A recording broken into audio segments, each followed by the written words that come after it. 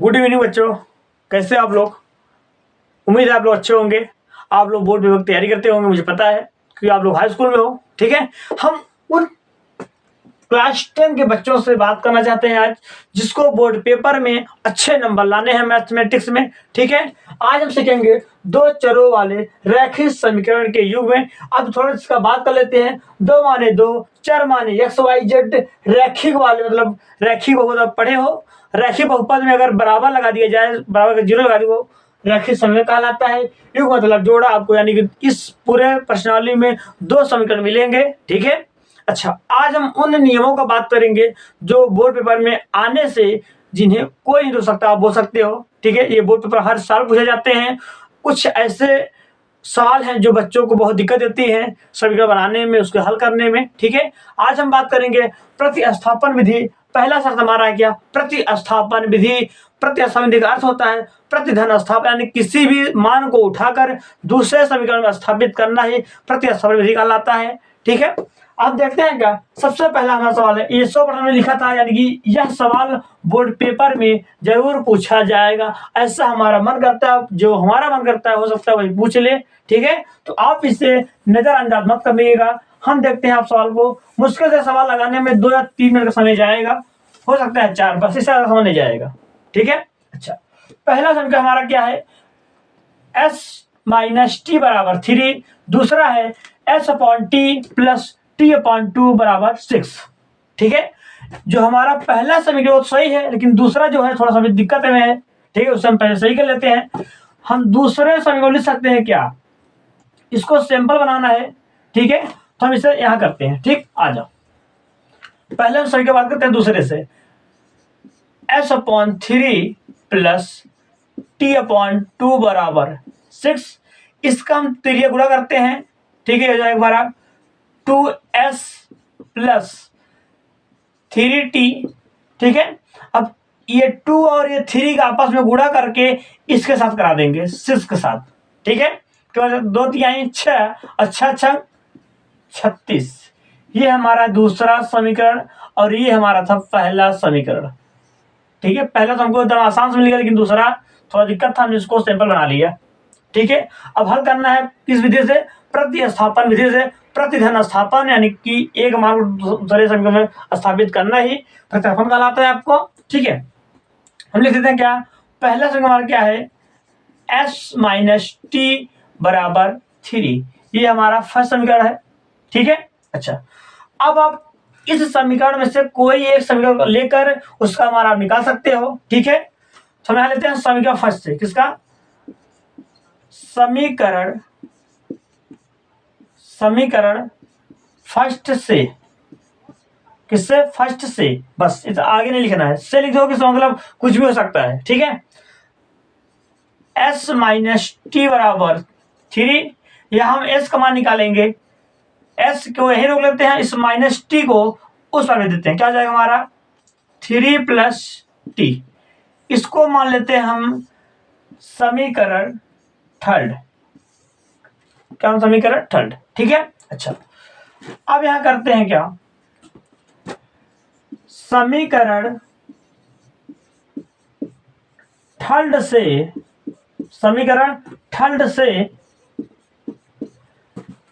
से यस का मान, s का मान समीकरण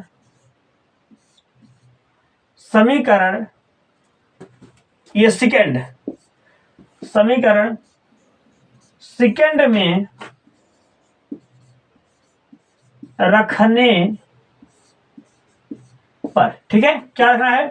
समीकरण थर्ड से यस का मान समीकरण सेकेंड में रखने पर। समीकरण सेकेंड ये है क्या? समीकरण s 2s प्लस 3t बराबर क्या है? 36।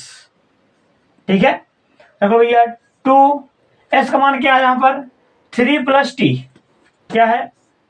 3 प्लस टी, और ये प्लस 3t, और ये हमारा क्या? 36 आ गया। ठीक है, अच्छा, अब इसका 2 को इन दोनों में क्या करेंगे? गुणा कर देंगे। जैसे 2 3 6, और ये हो जाएगा 2t प्लस 3t और ये मेरा आ गया, ठीक है। टी सेम है, जोड़ दो, क्या हो जाएगा 5t बराबर 36, इस 6 को उस पर ले जाओ, क्या हो जाएगा माइनस में 6 हो जाएगा, प्लस था उस पर माइनस हो जाएगा, ठीक है।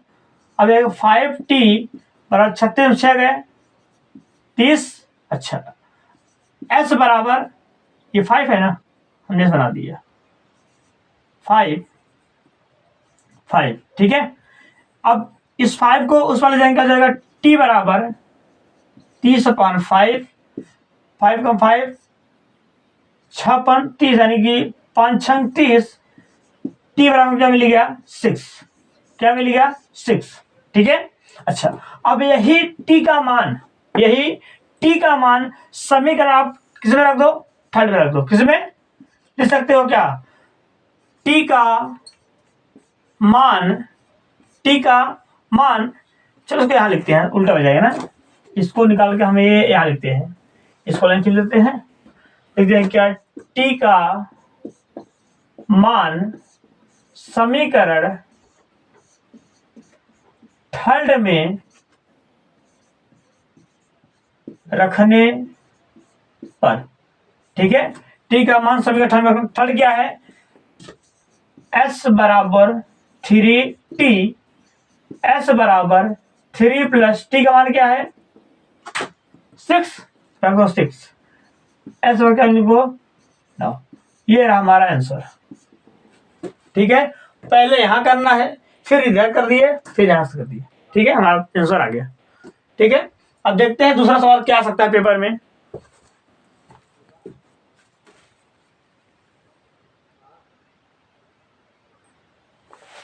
ठीक है, दूसरा सवाल क्या आने की पूरी संभावना है। दो संख्याओं का अंतर 26 है और एक संख्या दूसरी संख्या से 3 गुनी है, तो संख्या ज्ञात कीजिए, ठीक है। जब आपको समीकरण देगा तो आप आसानी से हल कर लोगे, ठीक है। अगर आपको समीकरण न दे तो आप क्या करोगे, फिर तो पहले आप समीकरण बनाना सीखो। कितना अच्छा सवाल दिया है, दो संख्याओं का अंतर मतलब माइनस, जब अंतर कहे तो माइनस, ठीक है, जब योग कहे तो प्लस। दो संख्याओं का अंतर 26 है और एक संख्या दूसरी संख्या से 3 गुनी है, तो संख्या ज्ञात कीजिए, ठीक है। तो हम सबसे पहले क्या करेंगे, लिखेंगे हल में,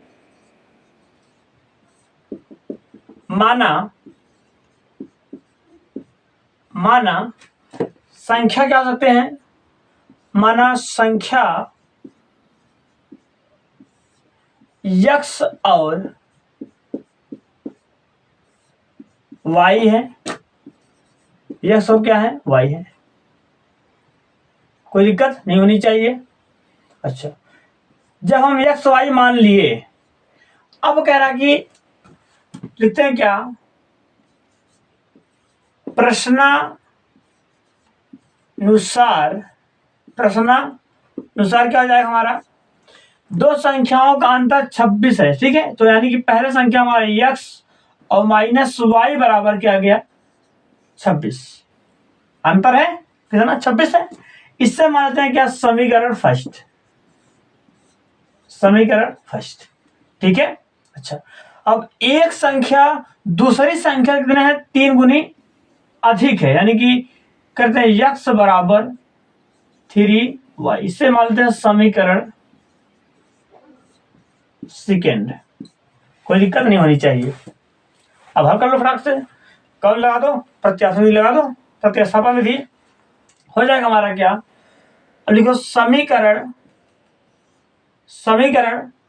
सेकेंड से x का मान समीकरण फर्स्ट में रखने पर, समीकरण सेकंड से x का मान समीकरण फर्स्ट में रखने पर रख दो। फर्स्ट क्या है, x माइनस वाई बराबर 26, ठीक है, तो हो जाएगा x मान क्या है यहाँ पर 3y माइनस वाई बराबर 26। अब देखो y यहाँ एक y यहाँ 3y, तो हो जाएगा 2y माइनस हो जाएगा, क्या 2y बचेगा और ये 26, ये दो कट कितना हो जाएगा y बराबर 13, आपको डायरेक्ट काटना चाहिए, ठीक है। ये 13 हो गया, y1 का 13 हो गया। अच्छा, अब यही y का मान हम रखेंगे समीकरण फर्स्ट में। किसमें रखेंगे? समीकरण फर्स्ट में लिखते हैं y का मान समीकरण फर्स्ट में रखने पर रख दो x माइनस 3y। अब x बराबर है, सॉरी यहाँ बराबर है, ठीक है। अच्छा, बराबर 3y, y का मान क्या है? 13, ठीक है। तो 13 में 26, 13 दिया 39, ये हमारा मान आ गया। अब आप देखो, कर दो संख्याओं का अंतर कितना है? 26 है, अंतर 26 है, ठीक है। करा एक संख्या दूसरी संख्या 3 गुनी है, पहला y 13, दूसरा x 39, 13 39, 3 गुना है ना, ये हमारा था आंसर। ये x का मान, ये y का मान, ठीक है। अच्छा, आपको एक बात बता दें, अगर आपको लगे कि हमारा उत्तर सही है या गलत, तो आप यही x y का मान समीकरण फर्स्ट या सेकंड में रख दो, दोनों पक्ष का आंसर क्या रहेगा? सेम रहेगा। यहां रखोगे, अगर यहां रखते हैं क्या 26 आएगा, दोनों पक्ष सेम रहेगा। अगर फर्स्ट में रखे हुए तो दोनों क्या रहेगा? सेम। अगर हम आपको फर्स्ट में दिखाएं, चलो हम रख देते हैं फर्स्ट में, ठीक है। y का x मान क्या है? 39, 39 बराबर 3, x मान क्या है? y का मान क्या है? 13, क्या है? 13। ये 39, 13 39, दोनों पक्ष बराबर हो कि नहीं हुआ? अगर दोनों पक्ष बराबर है तो आपका सवाल क्या रहेगा? सही रहेगा, ठीक है। अब ये मान आप चाहे फर्स्ट में रखो चाहे सेकंड रखो, दोनों आंसर आपको सेम देंगे, ठीक है। ये आप नोट कर लो।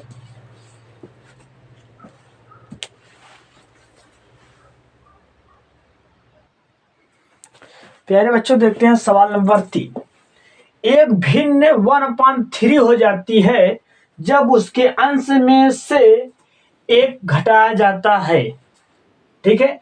एक भिन्न है 1/3 हो जाती है जब उसके अंश में से एक घटा लिया जाता है तब, ठीक है।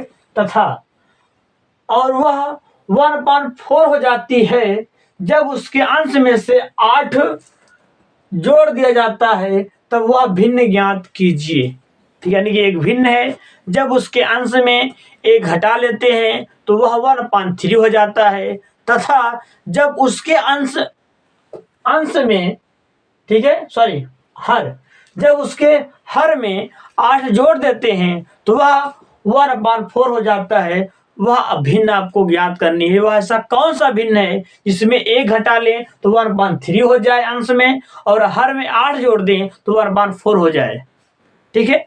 आपको यहाँ एक बात बता दें, जब आपसे यह ना पूछे कि आप प्रतिस्थापन विधि से हल कीजिए, विलोपन से हल कीजिए, प्रजगुणनखंड से हल कीजिए, आलेख से हल कीजिए, अगर आपसे कोई नियम से पूछे तब आप नियम से हल कीजिएगा।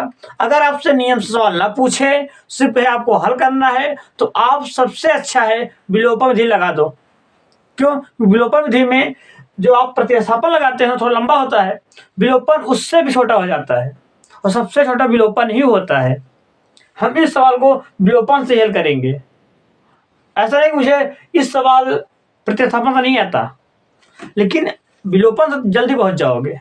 और आपको उत्तर लेना है, अगर ये कह दे भैया इस भिन्न को प्रतिस्थापन से हल कीजिए, तो आप प्रतिस्थापन से हल करेंगे, ठीक है। चलो देखते हैं क्या जाएगा इसका। लिखते हैं हल। हम लिखते हैं एक भिन्न, मान लीजिए क्या, माना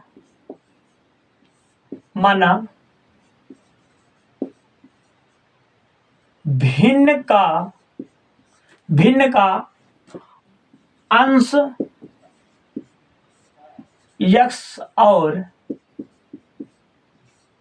हर y है।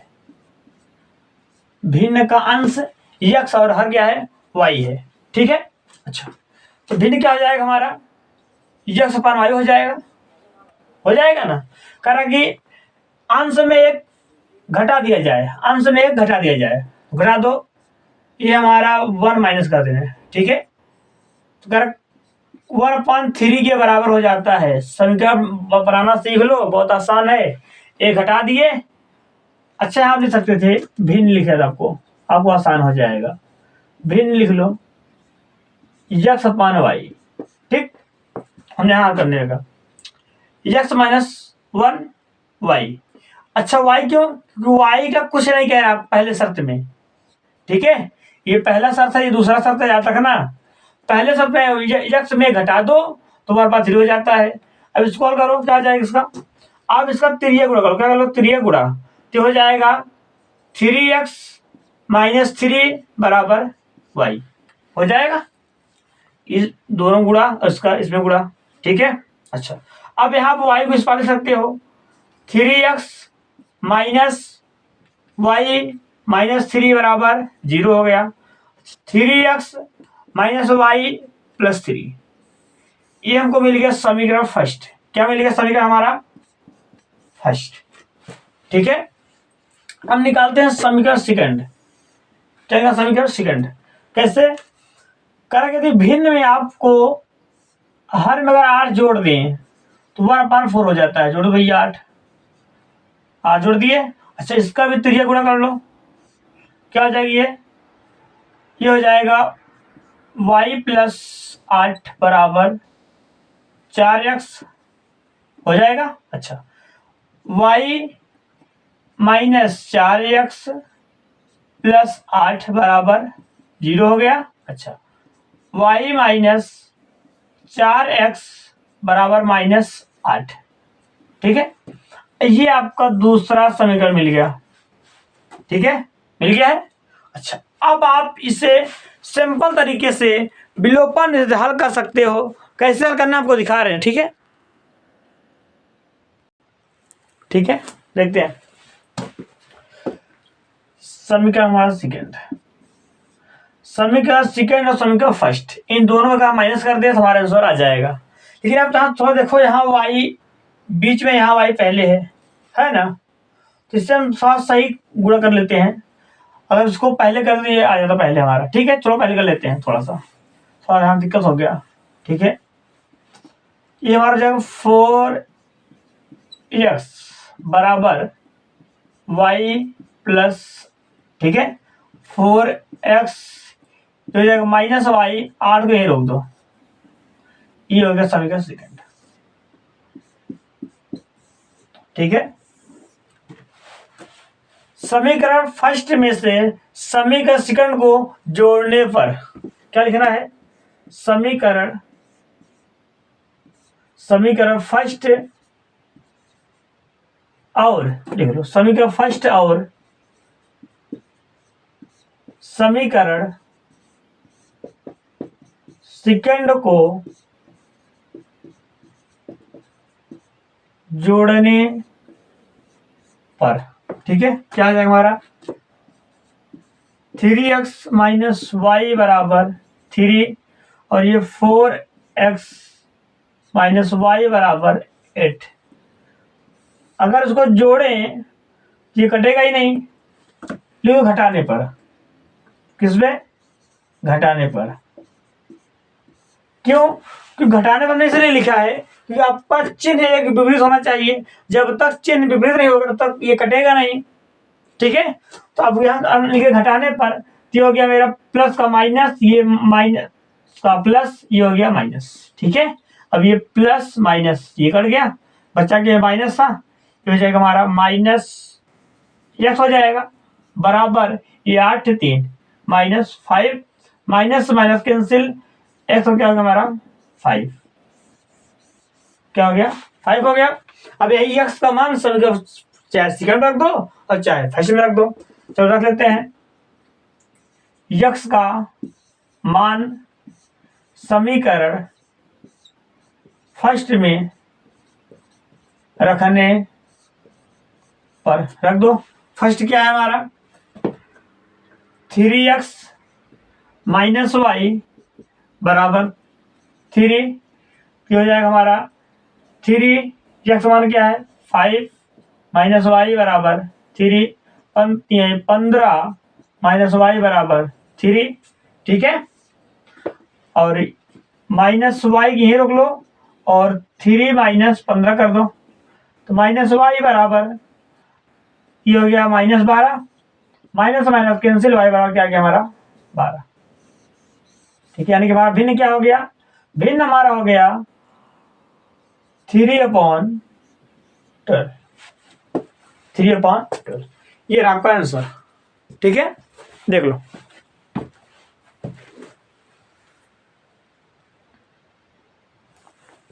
ये अपना था कौन विधि, ये था विलोपन विधि, याद रहे आपको, पता चला प्रतिस्थापन लगा दो, कौन सा विधि, विलोपन। जब आपको प्लस माइनस करना हो कौन लगाओगे, विलोपन लगाओगे। ठीक, इससे आपको उत्तर जल्दी मिल जाएगा। ठीक है।